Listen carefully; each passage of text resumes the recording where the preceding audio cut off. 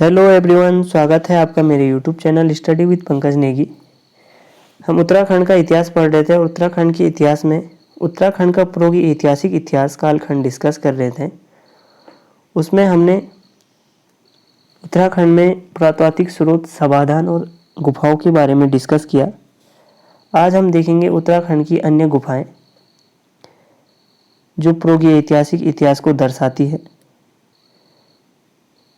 किमनी गुफा, यह किमनी गुफा चमोली में स्थित है और इस गुफा से मानव और पशु के चित्र प्राप्त हुए हैं और यह चित्र हैं यह सफ़ेद रंग के बने हुए हैं। तो किमनी गुफा से सफ़ेद रंग के चित्र प्राप्त हुए हैं और यह चित्र मानव और पशु के हैं। एक अन्य गुफा है चमोली में, भेलतरा गुफा। जो भेलतरा गुफा भी चमोली में है। उत्तराखंड में चीज़ों के नाम जो होते हैं वो अजीब ही टाइप के होते हैं। तो भेलतरा गुफा भी चमोली में है। लोथाप गुफा, यह अल्मोड़ा में है और इसकी खोज का श्रेय यशोधर मठपाल को दिया जाता है। जो लोथाप गुफा है, इस गुफा से 3 शैलाश्रय प्राप्त हुए। शैलाश्रय का मतलब होता है कि पत्थरों पर बनाए गए चित्र। तो यहाँ से 3 शैलाश्रय प्राप्त हुए हैं। और थाप का मतलब होता है कि दीवार पर बनाए गए चित्र होते हैं। लोथाप, लोहे का मतलब गढ़वाली में खून होता है। तो मत है कि जो लोथाप गुफा में चित्र बनाए गए हैं वो खून से बने हुए हैं। एक मत है, जबकि रियल में हुआ नहीं होगा ऐसे, लेकिन एक मत है कि जो लोथाप गुफा है उस पर जो चित्र बनाए गए वो खून से बनाए गए। लेकिन जो इस गुफा में रंग का प्रयोग किया गया है सर्वाधिक, वह लाल रंग का प्रयोग किया गया है, क्योंकि खून का रंग भी लाल होता है। तो इसीलिए इसको लोथाप गुफा कहा जाता है। और इस गुफा में मनुष्य को शिकार करते हुए दिखाया गया है। जो इसमें चित्र बनाए गए हैं, तो इन चित्रों में मनुष्य को शिकार करते हुए दिखाया गया है जानवरों का। तो इस प्रकार लोथाप गुफा अल्मोड़ा में, और इसके खोज का श्रेय यशोधर मठपाल जी को ही जाता है। अन्य गुफा फलसीमा, यह भी अल्मोड़ा में है। और जो इस गुफा में इम्पोर्टेंट बात है, इसमें मनुष्य को योग मुद्रा या ध्यान मुद्रा में दिखाया गया है। जो इसमें चित्र बनाए गए हैं उन चित्रों में मनुष्य को योग मुद्रा और ध्यान मुद्रा में दिखाया गया है। अन्य गुफा फड़का नौली, यह फड़का नौली गुफा भी अल्मोड़ा में है और इसका खोज यशोधर मठपाल द्वारा ही किया गया 1985 ईस्वी में। इस गुफा के जो विशेषताएं हैं, मनुष्य को नृत्य करते हुए इसमें जो मनुष्य है नृत्य करते हुए दिखाई दिया है। तो मनुष्य को नृत्य करते दिखाया गया, तो जो मनुष्य एक सामूहिक नृत्य में दिखाया गया है। तो सामूहिक नृत्य कुमाऊं में किया जाता है। जो कुमाऊं का प्रसिद्ध नृत्य है उसे झोड़ा नृत्य कहते हैं। तो झोड़ा नृत्य का जो साक्ष्य प्राप्त हुआ है वो फड़का नौली से प्राप्त हुआ है। पर्वतों को श्रृंखलाएं के रूप में दर्शाया गया है और जो इस गुफा में मानव के चित्र हैं वो पंक्तिवत रूप में दर्शाए गए हैं। तो फड़का नौली से प्राप्त शैलाश्रय में मनुष्य को सामूहिक नृत्य के रूप में दिखाया गया है और यह नृत्य कुमाऊं का झोड़ा नृत्य का प्रमाण है। पर्वतों की श्रृंखलाओं को दर्शाया गया है और मनुष्य के चित्रों को पंक्तिवत रूप में दर्शाया गया है। फड़का नौली से जो 3 शैलाश्रय प्राप्त हुए हैं, इन शैलाश्रयों में जो प्रथम शैलाश्रय है उसमें नागराज का चित्र अंकित है और उनमें 20 आकृतियां बनाई गई है।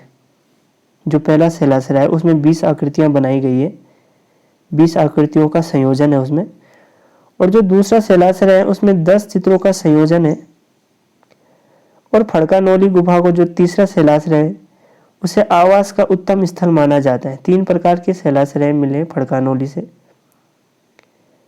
तो इन्हीं शैलाश्रयों में मनुष्य को नृत्य करते हुए दिखाई दिया है और पर्वतों की श्रृंखलाएं भी बनाई हुई है और मनुष्य को पंक्तिवत रूप में दर्शाया गया है। तो फड़का नौली गुफा अल्मोड़ा में, इसकी खोज यशोधर मठपाल द्वारा की गई और इनकी विशेषता हमने, इस गुफा की विशेषता भी हमने डिस्कस कर ली। एक अन्य गुफा है पेटसाल। यह गुफा भी अल्मोड़ा में है और इसकी खोज भी यशोधर मठपाल द्वारा 1989 में किया गया। इस गुफा से 2 शिलाश्रय प्राप्त हुए हैं और इन शिलाश्रयों में मनुष्य और पशु के चित्र अंकित किए हुए हैं। तो पेटसाल की खोज, पेटसाल और फड़कानोली इम्पोर्टेंट है क्योंकि इनकी खोज यशोधर मठपाल द्वारा और इनमें डेट भी मेंशन है। फड़कानोली, पेटसाल और MP जोशी द्वारा, लाखों उडियार, ये तीनों इम्पोर्टेंट है क्योंकि इनमें डेट भी मेंशन है। इनके जो खोजकर्ताओं द्वारा इनकी खोज कब की गई यह भी एक लिखित फॉर्मेट में है, इसलिए ये इम्पोर्टेंट हो जाते हैं फड़कानोली, पेटसाल और लाखों उडियार। वैसे सभी इम्पोर्टेंट है लेकिन जिनमें डेट प्रकाशित है ये 3 गुफाएं हैं। तो पेटसाल भी अल्मोड़ा में, इसकी खोज भी यशोधर मठपाल द्वारा किया गया है 1969 में। एक अन्य गुफा है काली माटी की गुफा और हटवाल घोड़ा गुफा। काली माटी की गुफा और हटवाल घोड़ा गुफा ये दोनों के दोनों अल्मोड़ा में है। तो अल्मोड़ा में काफ़ी साक्ष्य प्राप्त हुए हैं, इसीलिए अल्मोड़ा को प्रागैतिहासिक ऐतिहासिक इतिहास का कला केंद्र कहा जाता है। एक अन्य गुफा हुडली गुफा, जो ये हुडली गुफा है उत्तरकाशी में है, उत्तरकाशी पुरोला कस्बे में। उत्तरकाशी का एक पुरोला है क्षेत्र है, उसमें यह गुफा है। इस गुफा की विशेषता है कि इसमें जो शैल चित्र हैं, जो चित्र बनाए गए हैं, उनमें नीले रंग का प्रयोग किया गया है। तो एक गुफा जिनमें मात्र एक विशेष गुफा है जिसमें नीले रंग का प्रयोग किया गया है, वह है हुडली गुफा। और इस गुफा में जो लिपियां लिखी गई है चित्रों के फॉर्मेट में, वह शंख लिपि है, शंख लिपि का प्रमाण है और इस लिपि को अभी तक नहीं पढ़ पाए हैं। तो एक गुफा जिसकी लिपि को पढ़ नहीं पाए हैं वह है हुडली गुफा और वह लिपि है शंख लिपि। तो क्वेश्चन आएगा कि शंख लिपि किस गुफा में अंकित किया गया है, तो शंख लिपि हुडली गुफा में अंकित किया गया है जो कि उत्तरकाशी में है, पुरोला क्षेत्र में। अन्य गुफा है जगरोला गुफा और ब्रह्मकुंड गुफा। ये दोनों की दोनों गुफाएं पौड़ी में है। तो ये क्वेश्चन भी आ सकता है कि जगरोला गुफा कहाँ है और ब्रह्मकुंड गुफा कहाँ है, तो ये दोनों गुफाएं पौड़ी में है। तो मुख्यतः जो गुफाएं हैं अल्मोड़ा, चमोली और उत्तरकाशी और पौड़ी से ही प्राप्त हुए हैं। हमने ये सारे के सारे गुफाएं डिस्कस कर लिए। प्रागैतिहासिक इतिहास के जो स्रोत थे, फर्स्ट पॉइंट पे समाधान, सेकंड में गुफाएं और थर्ड पॉइंट में थे कप मार्क्स। उत्तराखंड से प्रागैतिहासिक इतिहास के जो कप मार्क्स ओखली कहा जाता है इनको, इनकी खोज सर्वप्रथम 1877 में रिबेट कॉर्नर द्वारा किया गया। तो सर्वप्रथम कप मार्क्स की खोज रिबेट कॉर्नर ने किया 1877 में। इन्होंने अल्मोड़ा के द्वाराहाट के चंद्रेश्वर मंदिर में 200 कप मार्क्स 12 समांतर पंक्ति में खोजे। जो चंद्रेश्वर मंदिर है उस मंदिर में 200 कप मार्क्स थे और वह 12 समांतर पंक्तियों में थे। इनकी खोज सर्वप्रथम, इन कप मार्क्स की खोज सर्वप्रथम 1877 में रिबेट कॉर्नर द्वारा की गई। तो उत्तराखंड में सर्वप्रथम कप मार्क्स जो ओखलियां हैं इनकी खोज 1877 में की गई। किसके द्वारा? रिबेट कॉर्नर के द्वारा। उसके बाद जब रिबेट कॉर्नर ने कप मार्क्स की खोज की तो उसके बाद हमें अन्य जगह से भी कप मार्क्स प्राप्त हुए। पश्चिमी रामगंगा घाटी क्षेत्र से भी हमें 73 कप मार्क्स प्राप्त हुए और इन कप मार्क्स को डॉक्टर यशोधर मठपाल द्वारा खोजा गया। तो जो पश्चिमी रामगंगा घाटी के कप मार्क्स हैं उनको यशोधर मठपाल द्वारा खोजा गया और यह कप मार्क्स 73 कप मार्क्स थे।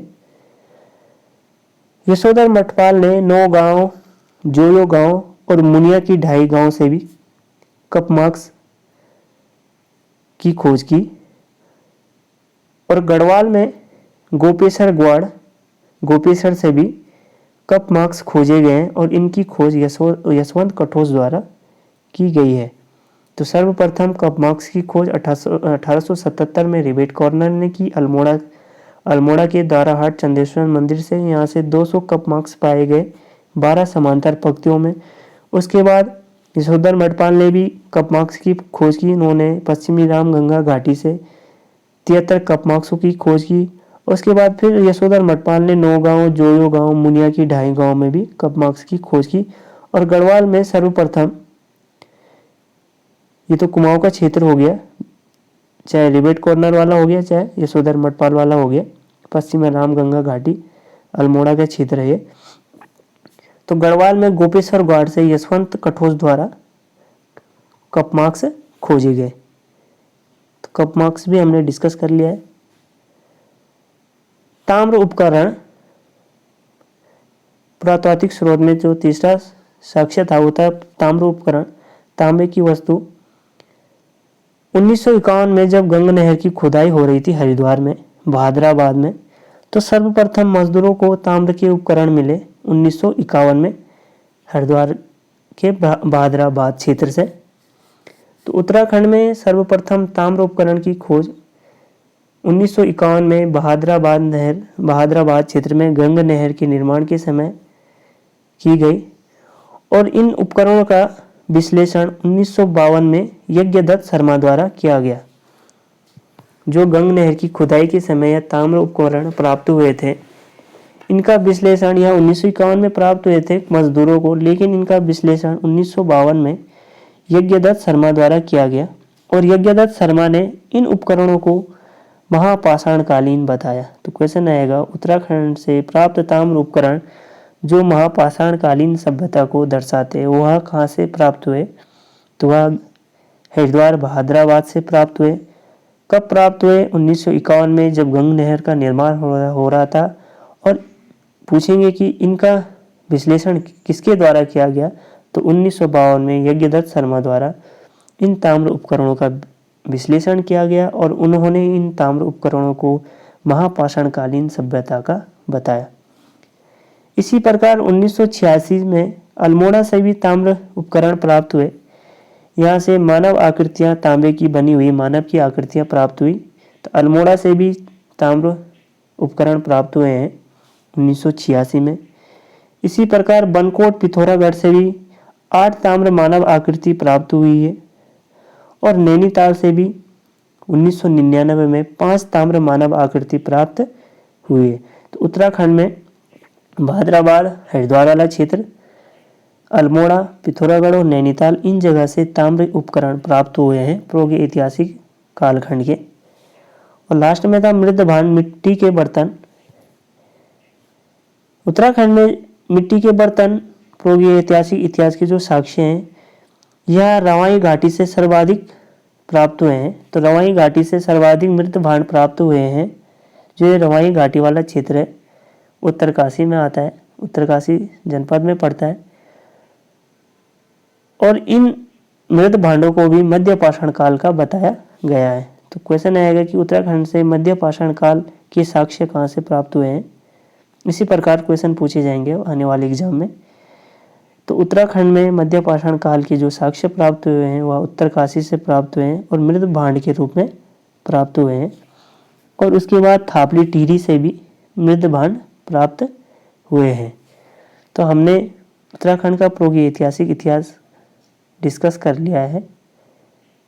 अगर आपको वीडियो अच्छी लगती है तो लाइक, शेयर और सब्सक्राइब जरूर करें। Thank you.